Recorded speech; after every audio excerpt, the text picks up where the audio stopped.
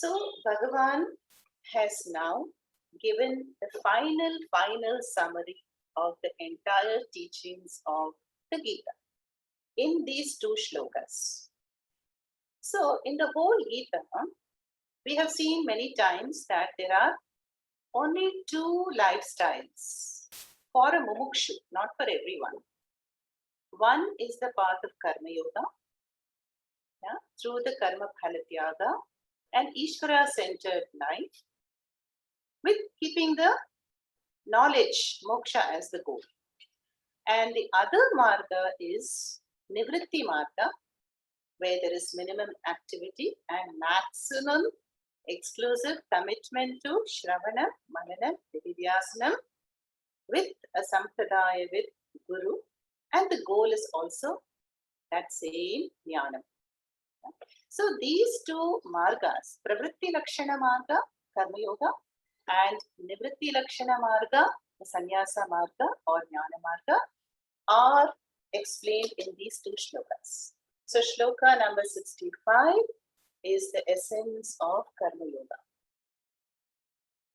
Manmana, so where Krishna tells Arjuna, you become a Manmanaha, fix your mind on me, Mad Bhaktaha, become my devotee, Mad Yaji, perform for me, Ma Namaskuru, salute me. Then what? Mameva Eshyasi. You will reach me. You will gain Chitta Shuddhi, and then you will also gain the knowledge and then get the freedom from samsara. And I assure you, Satyam te pratijane, because priyosi me, you are so dear to me.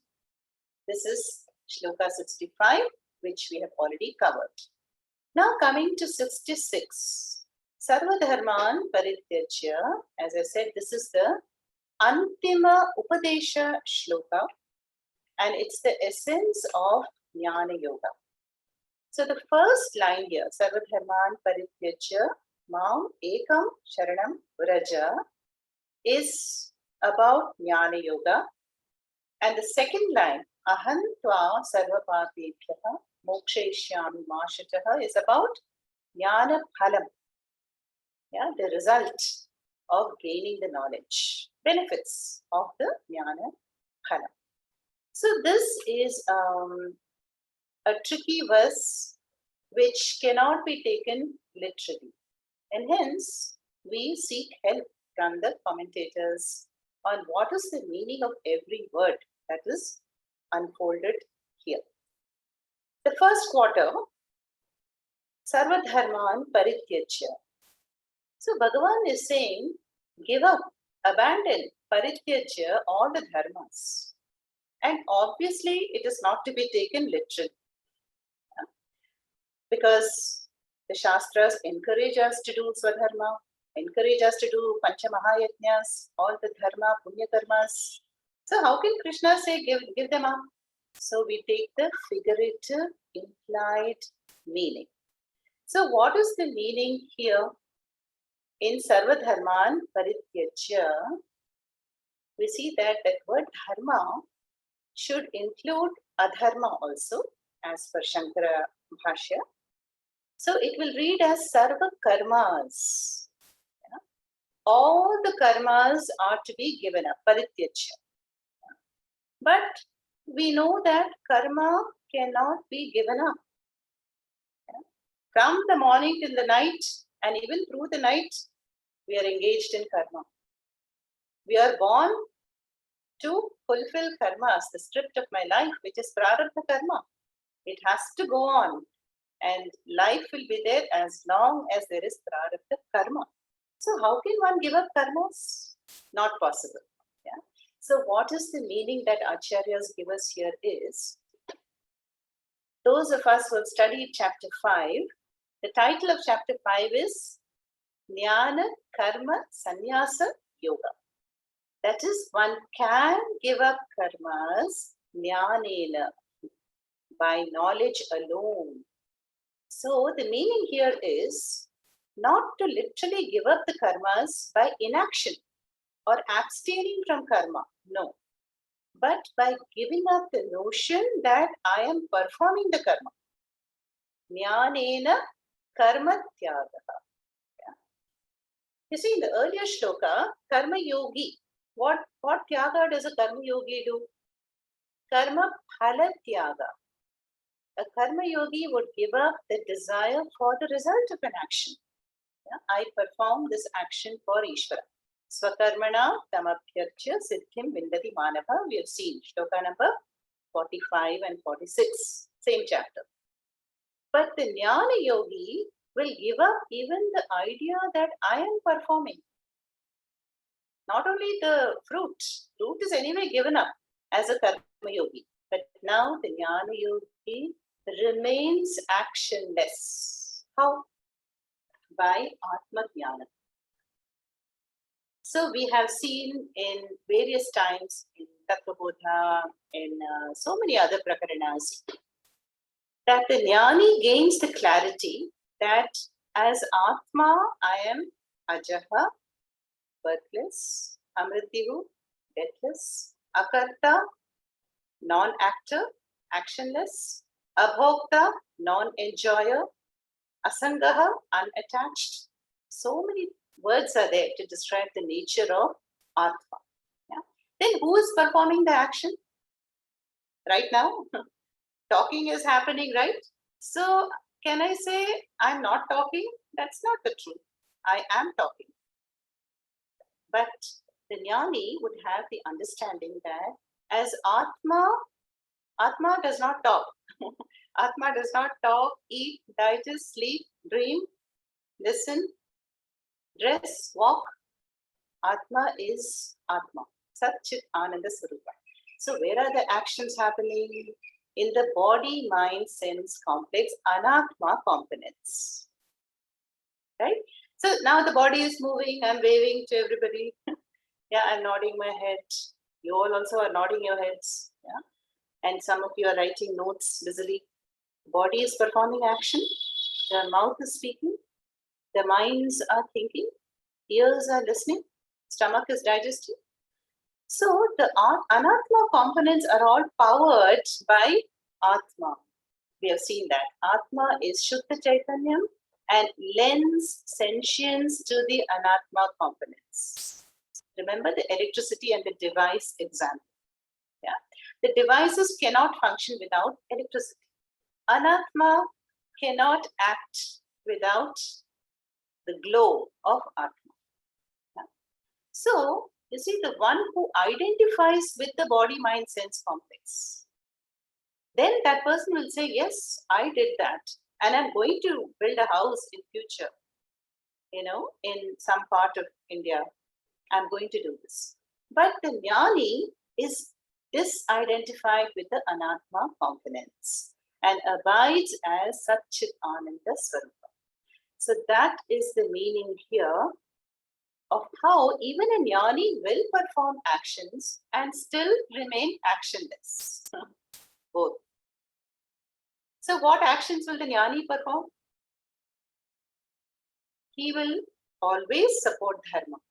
He will encourage temples and he will maybe teach Vedanta or Sanskritam. And then there'll be minimum Vyavahara to maintain the body. Yeah. And he will teach meditation, encourage people, maybe even run a Gurukulam. But at the heart of hearts, the Jnani knows that actions are all happening through the instruments, interfaces of the body, mind, sense instruments, which are powered by Atma, and that Atma is none other than the Lord seated in the hearts of all. Yeah? So the karmas belong to Bhagavan, instruments belong to Bhagavan, and we can say even Papa Punyam belongs to Bhagavan. So the Jnani remains actionless. Yeah? That is the gist of the first quarter of this very important shloka. Sarvadharman Parityajya. So let the actions continue. See, we saw yesterday in Tattvabodha that for a Jnani, the Sanchita Karma, that infinite store of Sanchita Karma, is all burnt. How? By the fire of knowledge. What kind of knowledge? Atma Jnana. On gaining Atma Jnanam, there is no account holder, there is no doer, there is only Ishvara. So if there is no account holder, how can there be the fixed deposit of the Sanchita store? It's all burnt. That means what? When avidya is no more there, then there is no more karma. Remember the cycle: avidya, kama, karma, karma phalam, punya papam, janma. This is that expanded circle of just kama, karma, janma cycle. Shankaracharya explains it as ignorance of Atma leads to kama, desire. Desire leads to action, karma. Karma will lead to phalam, fruit, outcome. Phalam can be of two types, punyam, papam. Punyam, papam will need a body to be experienced or exhausted. And that is janma. And in the janma, we perform more karmas, agami karmas. So when will the cycle be broken? By the mokshu who eventually gains moksha. What is moksha? Self-knowledge. So gaining the self-knowledge, one is freed from avidya, and then the cycle is broken, and that's why jnanameva moksha. Then the next quarter, mam ekam sharanam braja. Braja means approach. Yeah?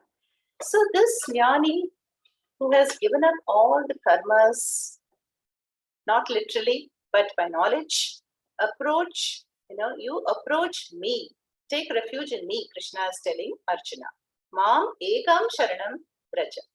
So look at that ekam. That ekam stands for Advitiyam Brahma. Advitiya means the one without a second. Ekam Brahma.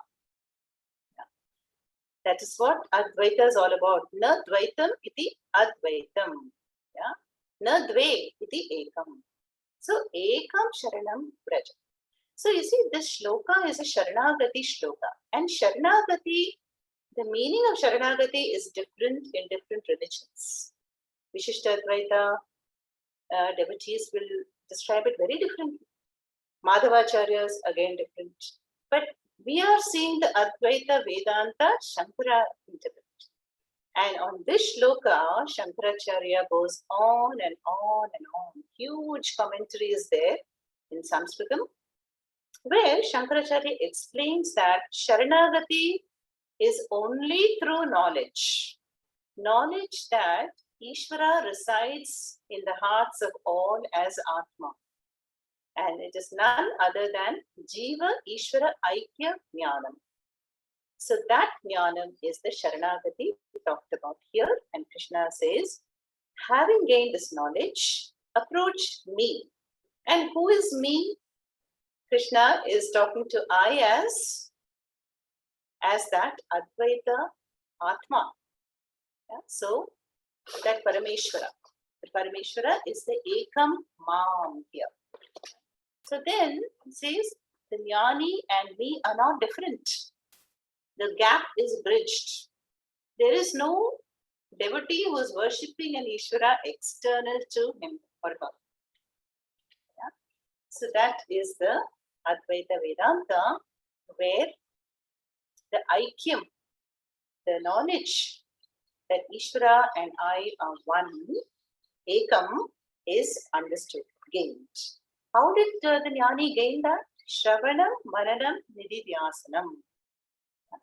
Over a period of time, by listening to a sampradaya with Guru, one who has followed a parampara, who has had a Guru, one gains this knowledge. And the knowledge that is free from doubt. That's why Mananam is so important. No? If somebody tells us, oh, you are Atma, I can believe the person, but it will not be a reality for me unless I do Mananam and Nididhyasanam. And the Nididhyasanam, we are beginning to see that in the meditations. Then the third quarter, Ahantva Sarva Papebhyaha Mokshayishyami. We have to include the verb. So I will release you from all the papas. And what did we say? Sarva Papebhyaha. We have to include Punyam also there.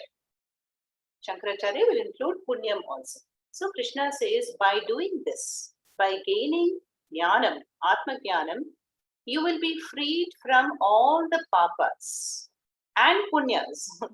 So we had a discussion there. Why both? Why not only papas? Because if papa is an iron chain, punya is a golden chain. Both are obstacles, seen as obstacles in the path of moksha. Why? Because both papa and punyam necessitate a birth, a janma. So even if I have the most favorable circumstances, it's all anandam, maybe a heaven, svargaloka. But what does the Gita say in chapter 8? Kshine punye punarapi mrityaloke vishanti. It's like a holiday out. Yeah. So when I go on a holiday to Hawaii and I've used up my credit card, then I have to return to work and earn money. So when one is in Swarga because of punyam, then one enjoys there. No aging, no disease, no suffering. But then when the punya is exhausted, one has to return to Mrityaloka.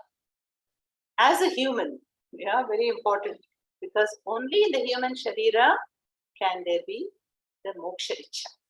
So Shankaracharya calls the human embodiment as moksha dwaram, the gateway to moksha. So we see that definitely punyam is desired by everyone. Yeah. See, right now, we want the punyam to have an uninterrupted Zoom session. When the power fails or internet fails, that means, the punyam illa, avada punyam illa, avada irukku. Half an hour punyam we had. But we need punyam to attend Shravanam, Maranam, Nididhyasam continuously with commitment until we gain the knowledge. But here, what is meant is for the jnani. The jnani has no need for punyam anymore because the purpose of the life is over.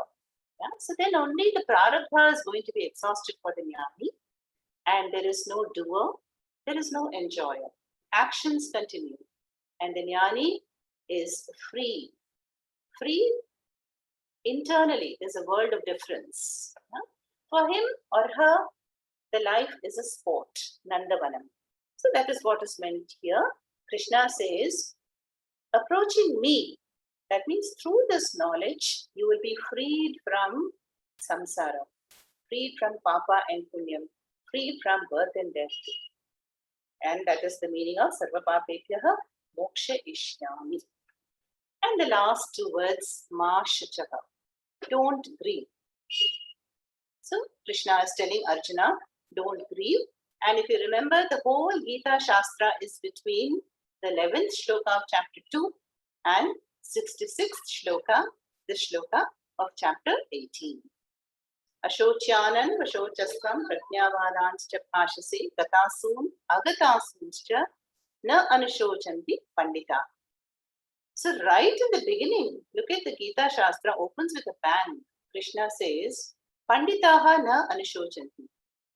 Arjuna, the wise people do not ever grieve for anything. And only after the 11th shloka, Bhagavan explains the nature of Atma, then Karma Yoga, then Dhyana Yoga, then Bhakti Yoga, then values and attitudes, then tapas and all these things, Sattva, Rajas,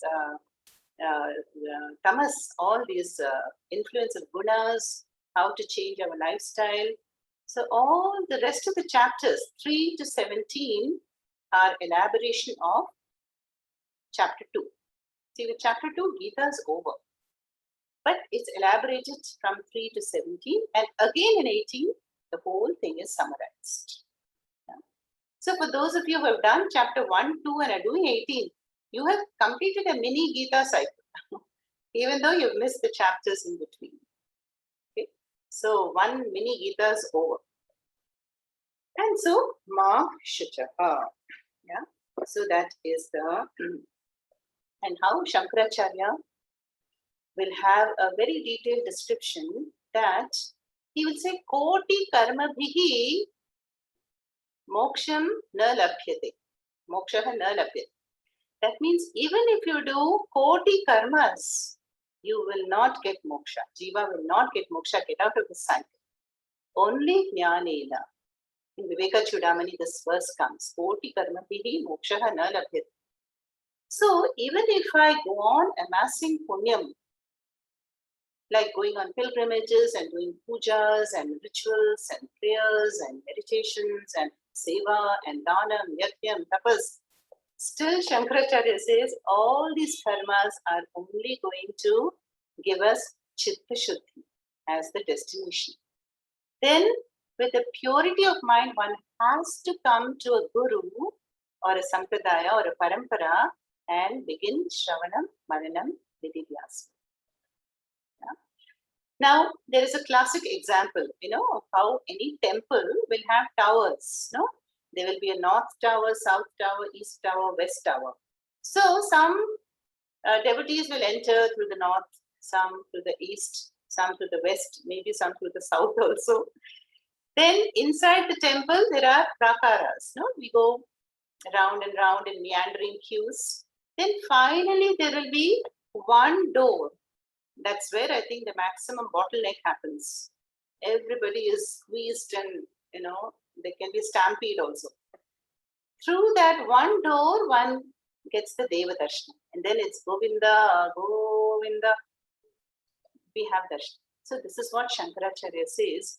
We can enter through various margas. You can start as a bhakta, as a Rajayogi, Karma Yogi, and then we come inside, and then only through Atma Jnana Dvarena there is Atma Darshan. So that one door is the door of Jnanam, and that is Atma Jnanam.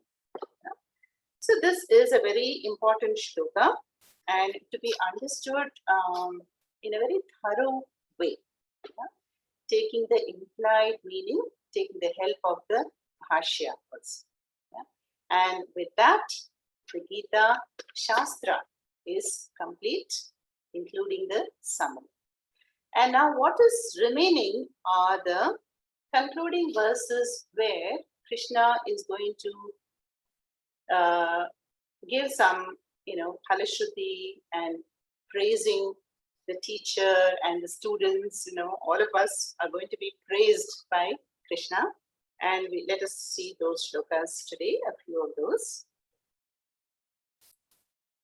So we go to shloka number 67. We share the screen.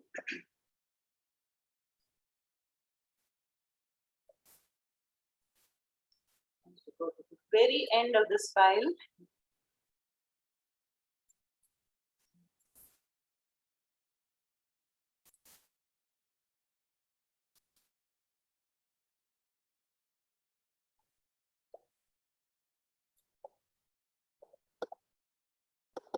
Idam te natapaskaya nabhaktaya pradachana.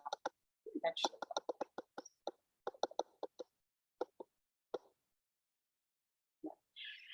okay. So now we have been studying the Gita for quite a while, some of us. Then it is natural, to be very, very excited. So especially Arjuna, just imagine the situation. Bhagavan has given him the Vishwarupa Darshanam in chapter 11. Vishwarupa Darshana Yoga in chapter 11. So what will Arjuna's reaction be? It will be simply, wow, amazing. This is simply awesome. So when he is receiving in a private dialogue from Krishna Paramatma, all these teachings, so what will his thoughts be? Let's imagine the thoughts will be, oh, I must tell my brothers all about this. Yeah? Other Pandavas who are at the back in the Kurukshetra. Right? So too, when we study something like this, Tattvabodha, many Prakaranas, we also perhaps get excited and we want to share our knowledge with others. And we say, come, Swamini is teaching, you must listen to this. But here in the next shloka, Bhagavan is saying, giving us a word of caution. To who all must the teaching not be taught is going to be told in the next verse. Yeah? So let us see that shloka number 67. Idam te natapaskaya idam te na tapaskaya na bhaktaya kadachana na bhaktaya kadachana idam te na tapaskaya idam te na tapaskaya na bhaktaya kadachana न चाशुश्रूषवे वाच्यं न चाशुश्रूषवे वाच्यं न च मां योऽभ्यसूयति न च मां योऽभ्यसूयति इदं ते नातपस्काय न भक्ताय कदाचन न चाशुश्रूषवे वाच्यं न च मां योऽभ्यसूयति. So here Bhagavan is saying that there are 4 kinds of people that we should not share this wisdom, Gita wisdom, ever, kadachan. So idam te. Now idam stands for this. Now what can this mean? This means all the previous chapters, all the teaching and the upadesha that I have given you, Arjuna, is this idam, yeah, which I have given for you. So idam te. Then na. Na means do not. Yeah. Atapaskaya, abhaktaya, and so on. It goes to 4 different people. Yeah. So let us see one by one. So idam is this moksha shastra, that is the Gita, that was given to you, for you, na atapaskaya. What is atapaskaya? Is atapaska. Atapaska means the one who is lacking in tapas. Tapas we know is a disciplined way of life. No? Sadhana. So the one who is not doing any sadhana, or there is no shamaha, damaha, there is no tapas, there is no commitment, there is no motivation, that would be a atapaska. So atapaskaya is for him or her, for the one who lacks tapas and religious discipline. Do not share this knowledge. Krishna is telling whom? Arjuna. Yeah? This teaching is never to be taught to one who's lacking tapas. And actually the real meaning of tapas is given by Ramana Maharishi. It says the tapas refers to jnana tapas. When I pursue knowledge in life, then I am a tapasvi.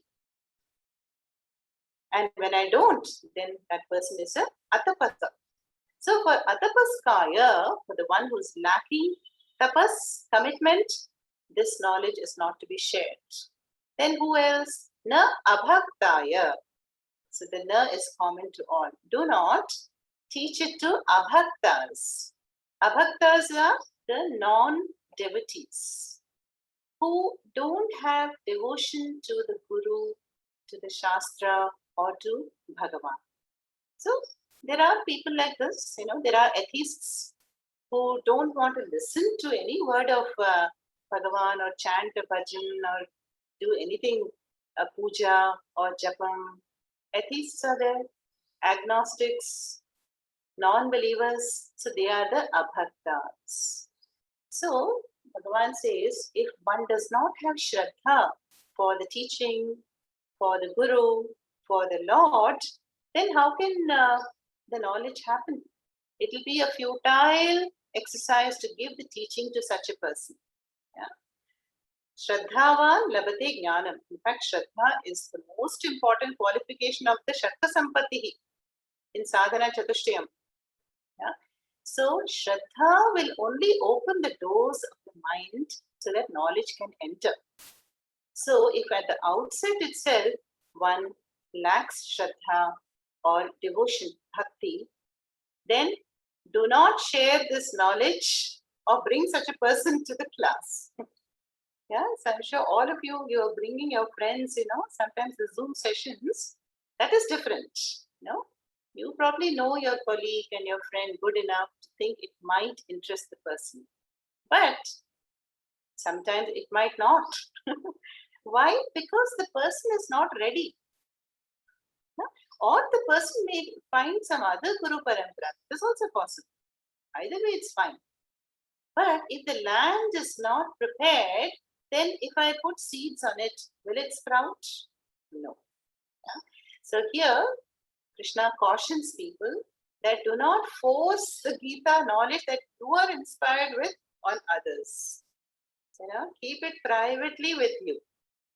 And then one day when they see the glow on your face, how calm and contented you are not getting disturbed with anything, and FIR is decreasing, then they will question, oh, Lata, Usha, what is the secret of your contentment and calmness?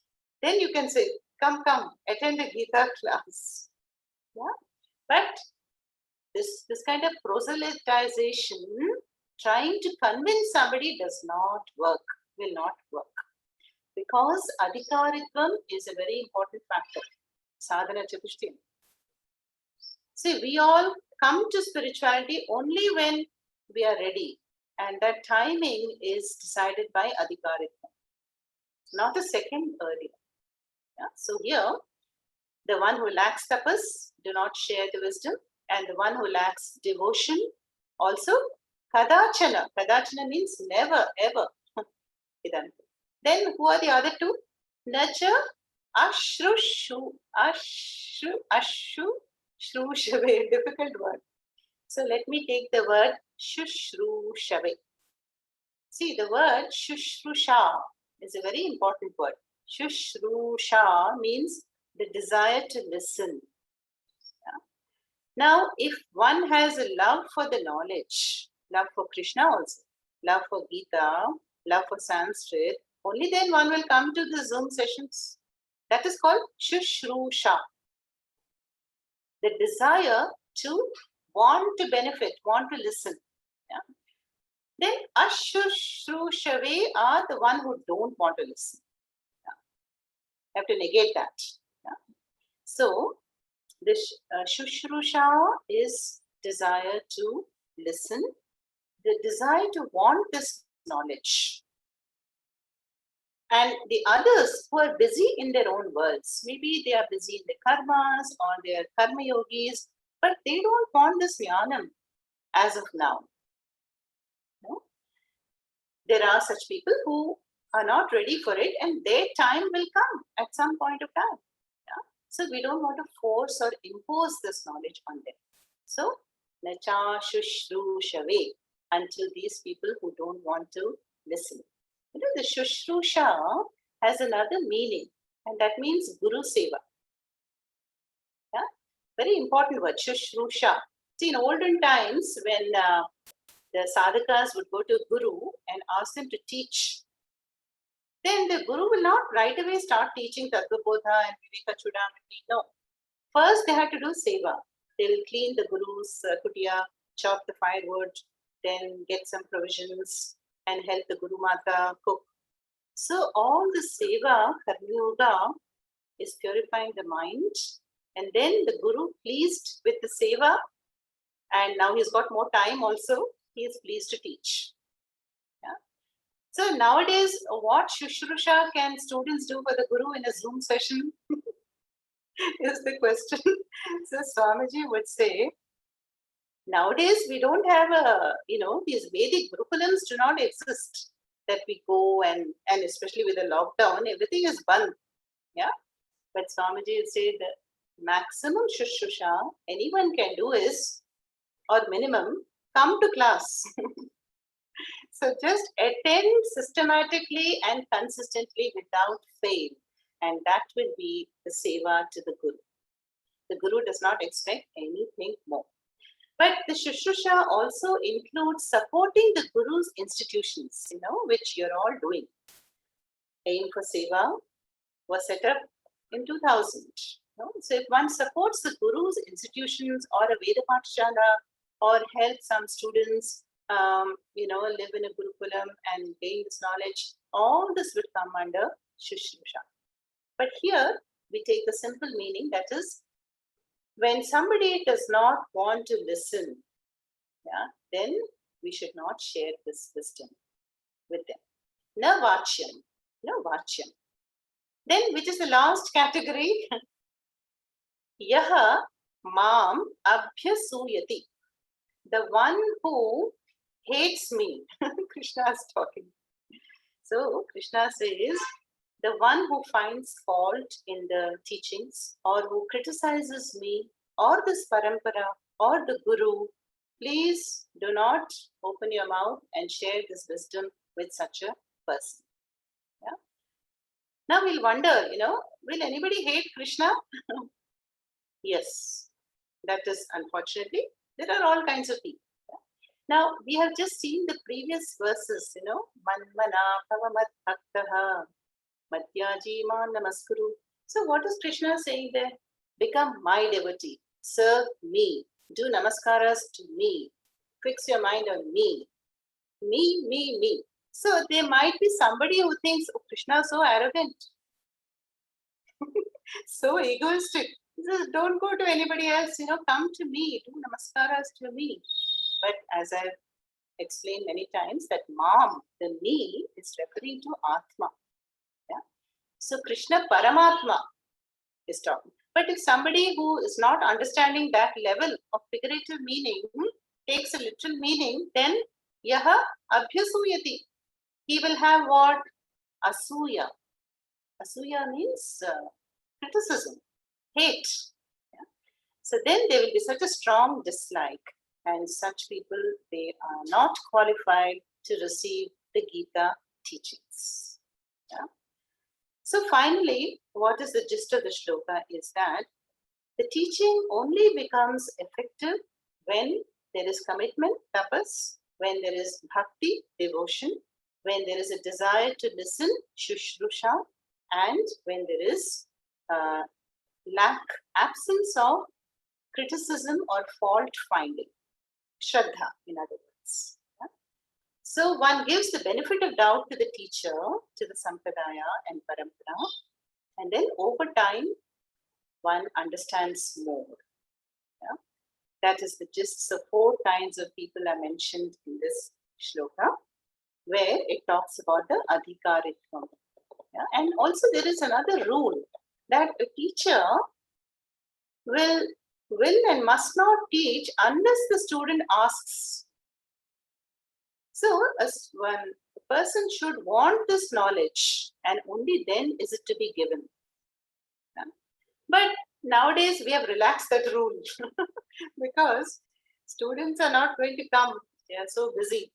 So nowadays teachers are advertising, I'm starting a Gita session, on Fridays, on Zoom session, 5 to 6, come, like that we have to do.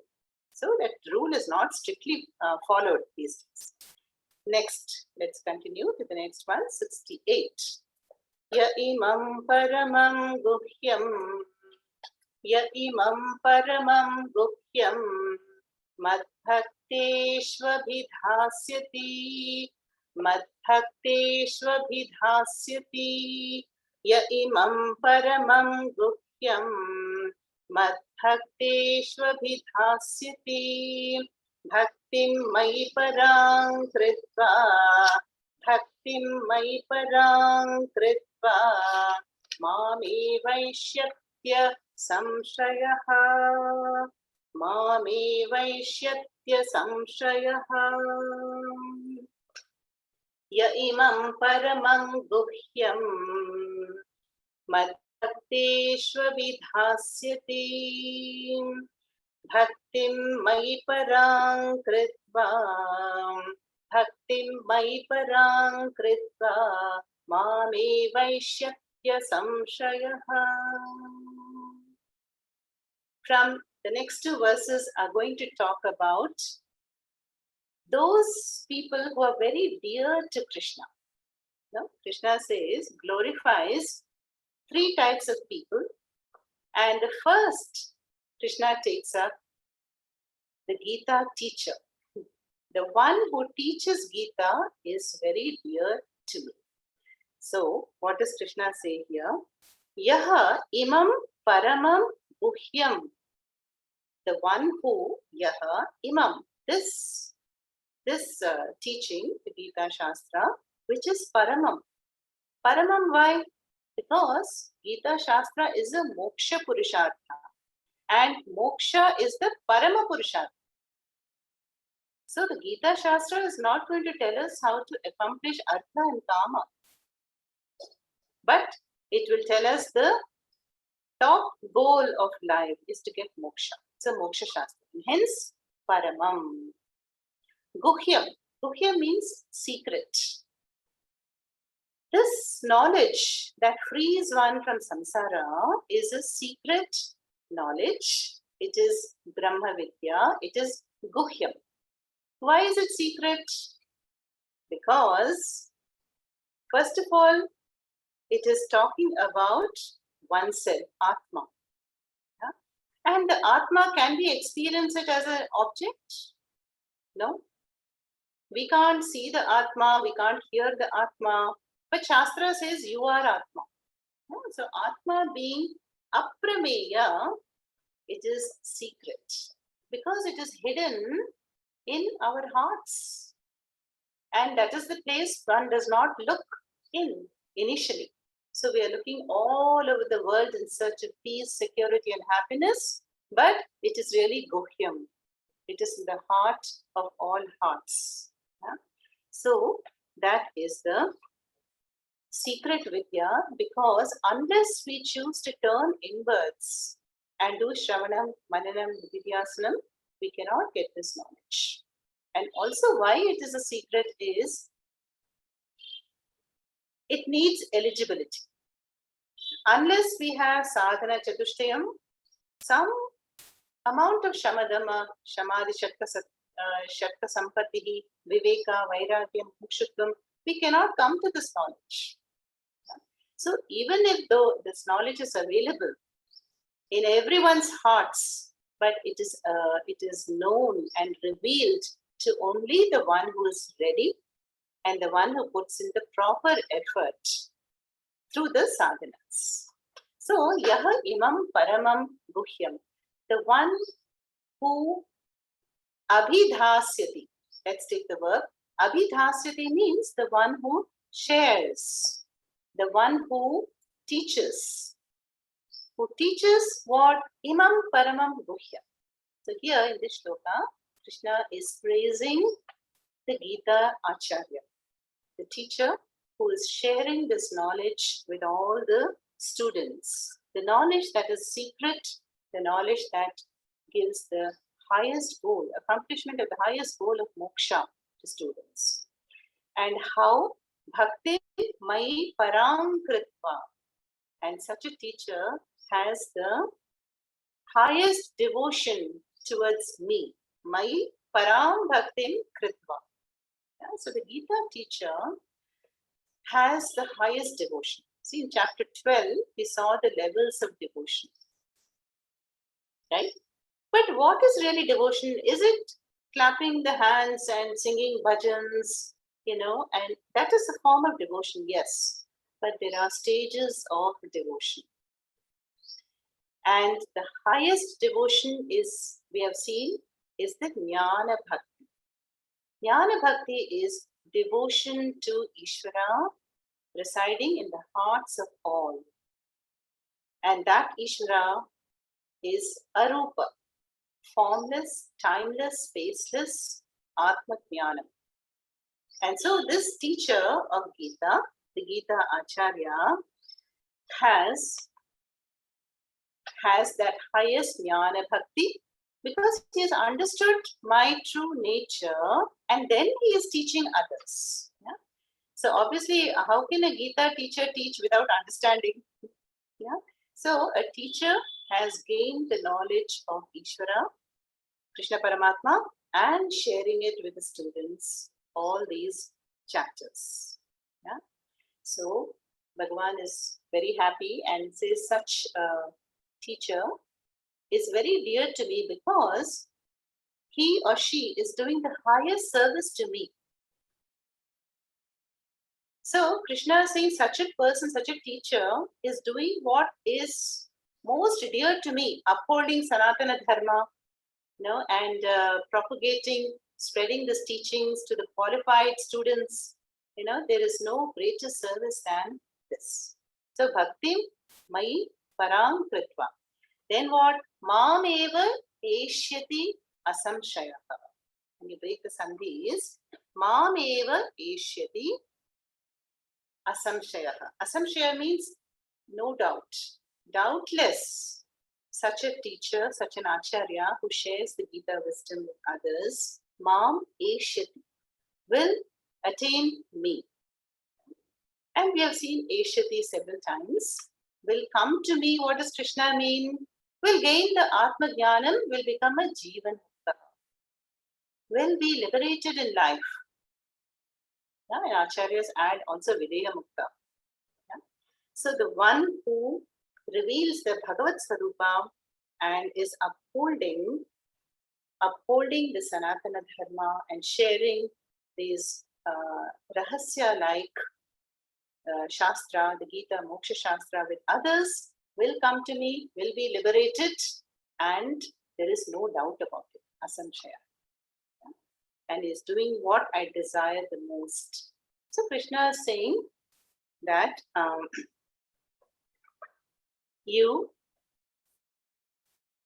Krishna is saying that the teacher is dear to me because of this reason. Because of sharing the top secret. Yeah.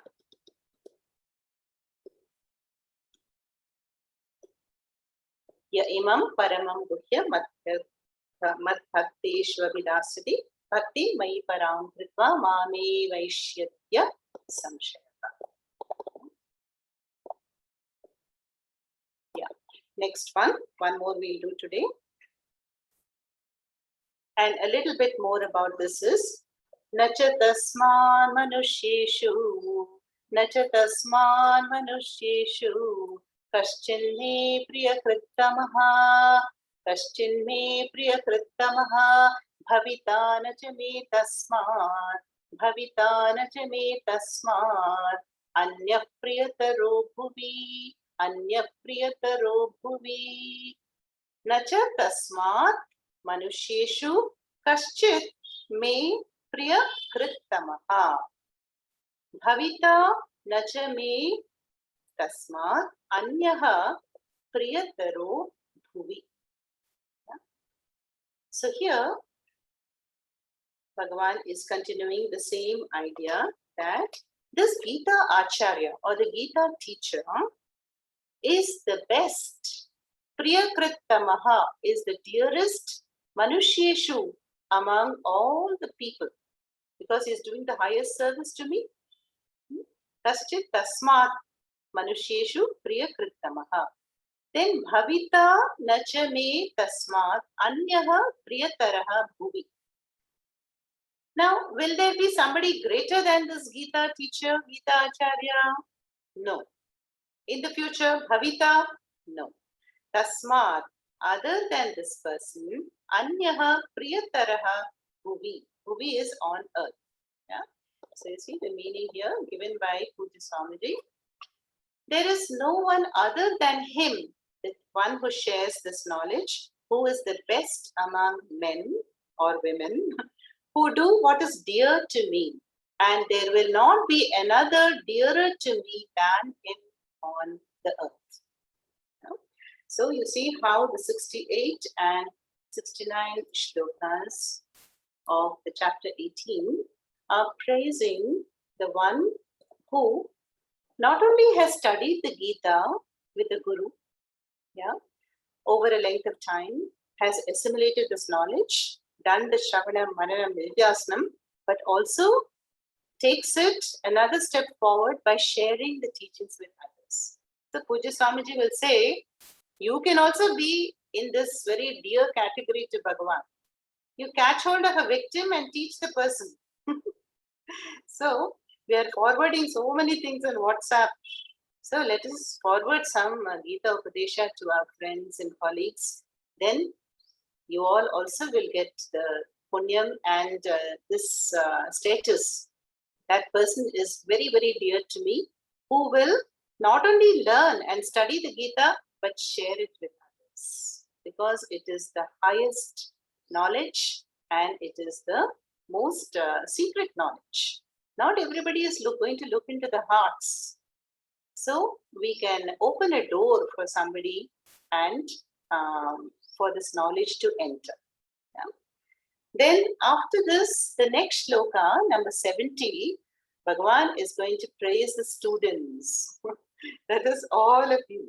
I'm going to say that the Gita Acharya is very dear to me because he or she is upholding the Sanatana Dharma and doing what is very dear to me. But the students who are listening to the Gita Acharya are also very dear to me. And not only the students, but also somebody who's casually coming into the Zoom window is also very dear to me. Somebody who just simply sits in a Gita class, whether he understands or not, is also very dear to me. But that shloka we will see on Friday. Okay. So we'll stop here for now. So we have seen the main Upadesha section is over. It's 66 shloka, which you saw as the Jnana Yoga. Then after that, Bhagavan has talked about the 4 kinds of people with whom we should not share the teaching. Yeah? Because it will fall on deaf ears. It's a futile exercise. One who lacks tapas, lacks devotion, who doesn't want to listen, and who finds fault with everything, who lacks shraddha. Then 68 and 69, which we saw today, Krishna praises the teacher, the Acharya, who is has studied the Gita and who is sharing it and the knowledge with the students. Okay. Then from 70, we have another 8 verses, which we will complete in the next few classes. So today, I thought, why don't we chant? Some of you may already know this. See, there is a Gita Arati song. Very beautiful Arati song to the tune of Jai Jagadisha Hari. Very simple tune, very familiar to all of us. And this Gita Arati speaks about the glory of Mother Gita. So Gita is the embodiment of Brahma Vidya. This knowledge, this Paramam Guhyam is Gita. And this knowledge frees one from samsara, removes the attachments, gives us the devotion to the Supreme Ishvara, the highest principle, removes Raga Dvesha, destroys the darkness of fear and anxiety, and bestows Samatvam, equanimity. And she is, has emerged from the very Mukham, mouth of the Lord Hari, Krishna Paramatma. So this is a song which we will chant today. And then if we have time, we will do a short meditation.